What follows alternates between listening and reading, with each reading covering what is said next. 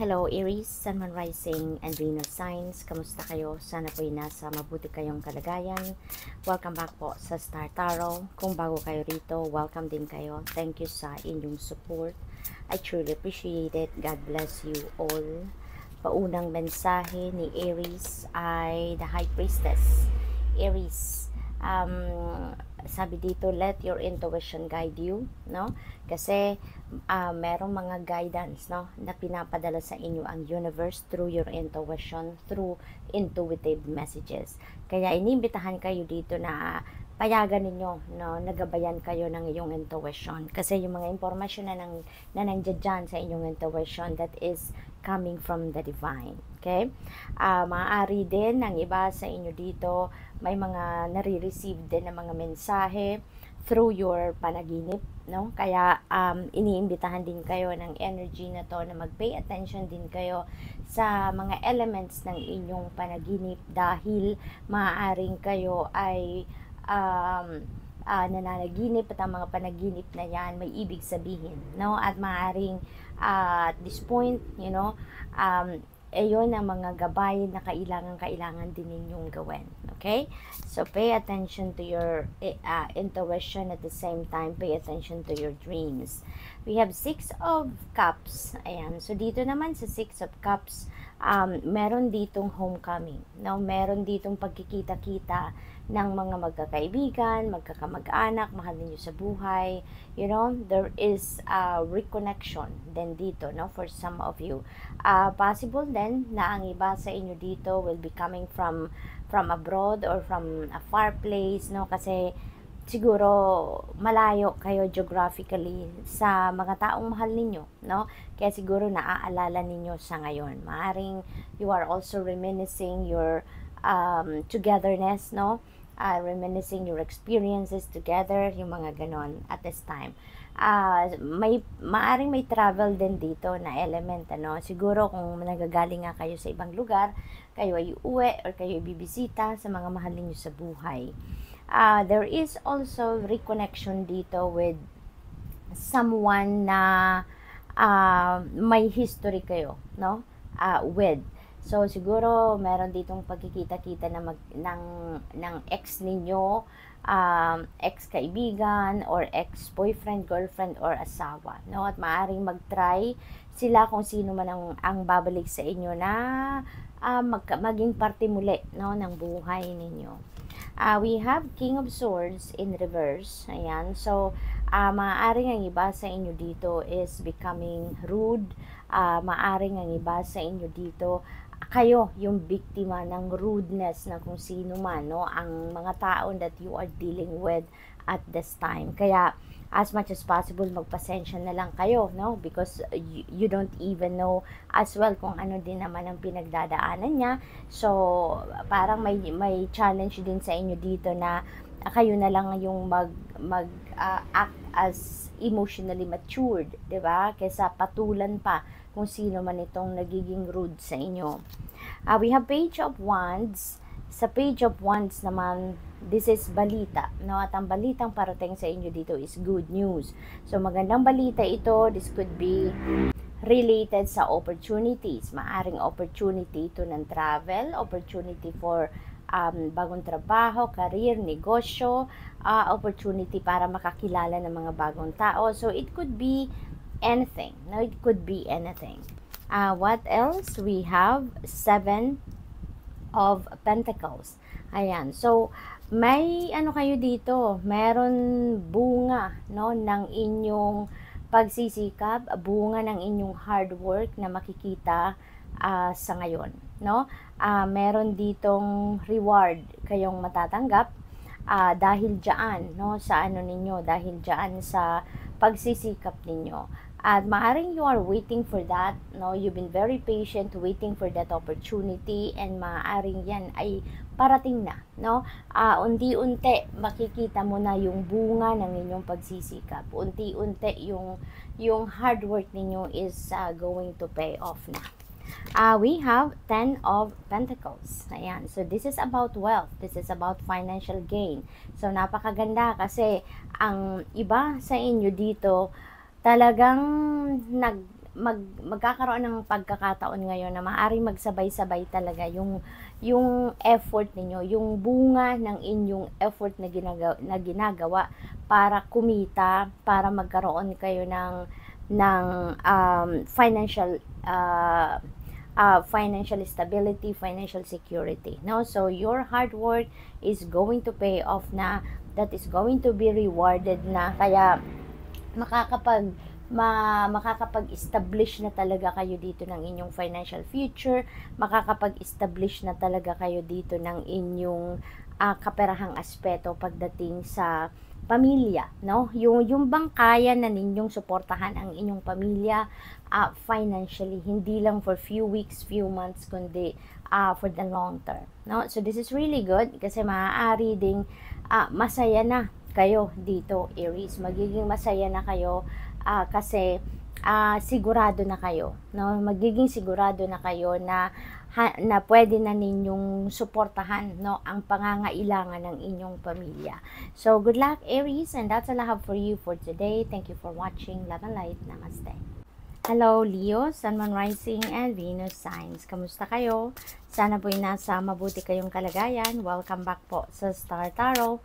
Kung bago kayo rito, welcome din kayo. Thank you sa inyong support. I truly appreciate it. God bless you all. Paunang mensahe ni Leo ay the Empress energy. This is really beautiful energy kasi meron ditong financial opportunities na dadating, no? Meron opportunity dito na magbibigay daan para magkaroon kayo ng mas marami pang material wealth, mas ma-experience ninyo yung luxury, ma-experience ninyo yung ginhawa, no? Prosperity in abundance. Posible din na ang iba sa inyo dito is giving birth, no? Kung hindi man kayo yon na manganganak, baka yung person ninyo, or kung hindi man, maaaring meron kayong mahal sa buhay, no? Ka-close ninyo, kaibigan, gano'n, no? Na manganganak na. Okay? So, what else? We have Four of Pentacles. So, ayan. So, ang iba sa inyo dito, Leo, you know, may reminder dito na i-manage ninyo ng maayos, no? Ng mas maayos, ng mas mabuti ang inyong kaperahang aspeto.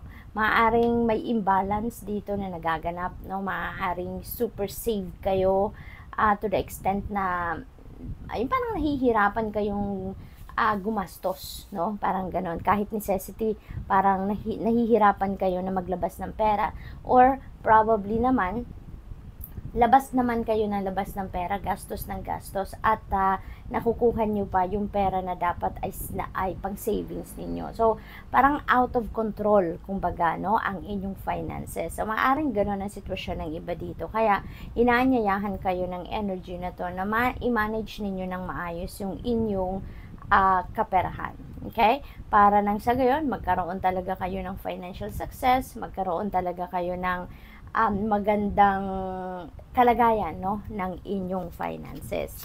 We have 8 of Cups. Ayan, you are heading towards the light. You are moving forward in a positive way dito, no? Magiging masaya kayo dito, Leo, kasi iiwanan nyo na kung ano man ang kinalalagyan ninyo, kinabibilangan ninyong sitwasyon ngayon, na alam ninyong there's nothing there anymore for you, no? Alam ninyo na nahihirapan na kayo dito kasi parang you have reached the dead end na, kumbaga, yung bang parang wala na kayong wala nang lugar dito for growth, wala nang room for advancement dito sa kinalalagyan ninyo, kaya parang stagnant energy na lang ang bumabalot sa inyo dito, kaya iiwanan nyo na to. You have the desire to leave behind kung ano man itong sitwasyon na ganito, na parang hindi naman kayo dito mag-grow, hindi naman kayo dito aasenso, no? Yung ganon. Kaya, you're moving on, no? You're moving on. At kung saan kayo patungo dito, doon ninyo makukuha yung happiness, doon ninyo makikita yung wish ninyo na mag-fulfill, doon ninyo mararamdaman yung contentment, no? So, good luck. What else? We have Knight of Cups. Ayan, there is an offer of apology. Meron ditong magsusorry sa inyo, Leo, no? Meron ditong magsusorry, maaari din na meron ditong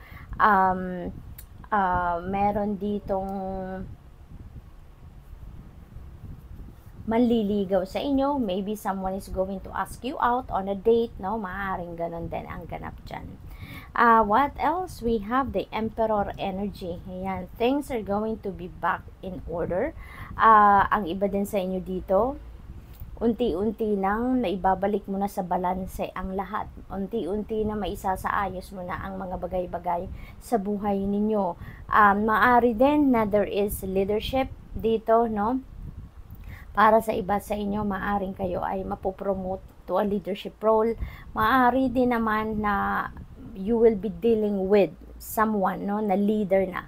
Maaring isang nasa mataas na posisyon na sa kanyang trabaho, sa kanyang kumpanya, maaring ganun, or a person of authority siguro dito ang kakausapin ninyo, no? What else? We have 7 of Swords. Ayan, so deception and lies, cheating, theft, no, deceit, marami ang low vibration energy sa inyong paligid. Kaya mag-iingat po kayo kasi baka mabiktima kayo ng mga panloloko, mabiktima kayo ng mga maling impormasyon, fake news, kasinungalingan, ano pa ba, yung mga mapagsamantalang mga tao, no? Kaya iwasan ninyo yung alam naman ninyo yung hindi mapagkakatiwalaan, wag na kayong makinig dyan, iwasan ninyo, no? Ang mag-entertain pa ng conversation with those kind of people, okay? So, good luck, Leo, and that's all I have for you for today. Thank you for watching. Love and light. Namaste. Hello, Sagittarius, Sun, Moon, Rising, and Venus signs. Kamusta kayo? Sana po'y nasa mabuti kayong kalagayan. Welcome back po sa Star Tarot. Kung bago kayo rito, welcome din kayo. Thank you sa inyong support. I truly appreciate it. God bless you all. Pauna mensahe ni Sagittarius ay Knight of Cups. Ayan. So, meron ditong inspirasyon kayo, Sagittarius. Maaring, lalo if you're single, no, maaring meron nang liligaw sa inyo dito, or balak manligaw, maybe someone is going to ask you out on a date, maaring ganun ang ganap. Panahon din ito, no, for flirtation. So, maaring ang iba sa inyo dito, kayo yung mag-flirt sa iba, or kung hindi naman, baka kayo yung ipi-flirt, no, ng kung sino man. What else? We have Page of Swords. Ayan, so this is news coming your way, no? Maaaring yung mga balitang ito, this is related to siguro mga queries ninyo sa school, kasi parang ang focus ng iba sa inyo dito is mag-aral ng mag-aral, no? Parang gusto pa ninyo ditong mag-take ng crash courses, parang gusto ninyo dito na mag-enhance ng inyong knowledge, expand ng inyong knowledge, yung mga ganun ba, no? Sag, what else? We have 10 of Cups. Wow, napakaganda nitong pagkakataon na ito, Sagittarius. This is happiness and fulfillment, no? This is domestic bliss, domestic happiness, napakaganda, tagumpay, you know, stability. Ito yung mga kaganapan sa buhay ninyo, Sagittarius, kaya napakasaya siguro ninyo sa ngayon, no? Posible din na ang iba sa inyo dito is experiencing happy family, merong harmony sa bawat isa, merong loving relationship with each other within the family, kaya masayang masaya kayo, no? So that's really good. What else? We have 6 of Wands, no? There is triumph and success dito na makakamit kayo. Posibleng related dito sa trabaho, no? Related sa inyong career, related sa inyong negosyo. Kasi ano to pinaghirapan ninyo to, matagal na ninyo itong pinagsisikapan na mapagtagumpayan, and here you go, no? You are claiming your victory, you're claiming your success. Kaya this is also the time of prosperity and abundance, kasi maaaring mabibigyan kayo dito ng reward, no, ng financial reward, no, maaaring mabibigyan din kayo dito ng bonus, something like that for the job well done. So talagang yung recognition na to comes with prize, no, yung parang ganun ang ganap dito for some of you.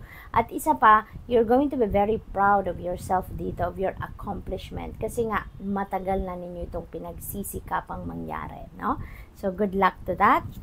We have 6 of swords, another 6, no, so this is synchronicity.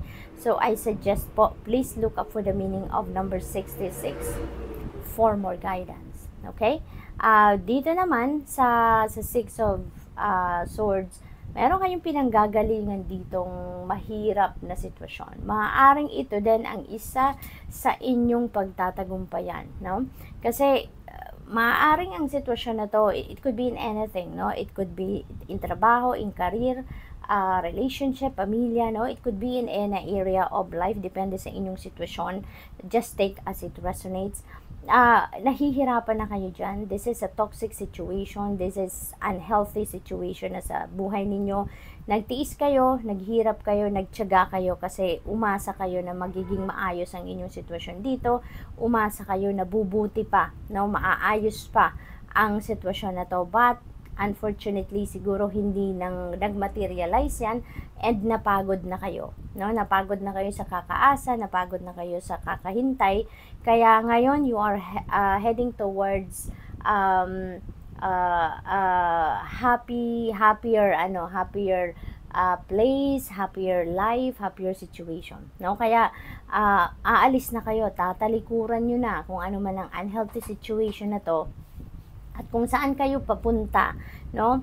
Alam ninyo na doon kayo magiging masaya, doon ninyo makukuha yung peace, doon ninyo makukuha yung harmony within yourself. Kaya isa din ito sa tagumpay ninyo, no, na magkalakas ng loob kayo na iwanan ang sitwasyon na to na hindi na healthy para sa'yo. Okay? So travel also is dito imminent for some of you Sagittarius, no? Relocation, yung ganon. So we have the moon energy. Guided kayo, divinely guided kayo Sagittarius. Kaya wag kayong kabahan, wag kayong mag-alala sa kung anumang move ang gusto ninyong gawin, because ginagabayan kayo ng universe, no? Ginagabayan kayo ng divine universe, at through your dreams, no, may mga mensahe sa inyo ang divine universe. Kaya importanteng i-decode po ninyo ang ibig sabihin ng inyong mga panaginip. Okay? Marami na pong vlogs dito din sa YouTube ang nag-i-explica niyan, mga ibig sabihin ng ating mga panaginip. Marami din sa Google, no, ang nag-i-explica, no, kung papaano ninyo or kung anong ibig sabihin ng inyong mga panaginip. Okay?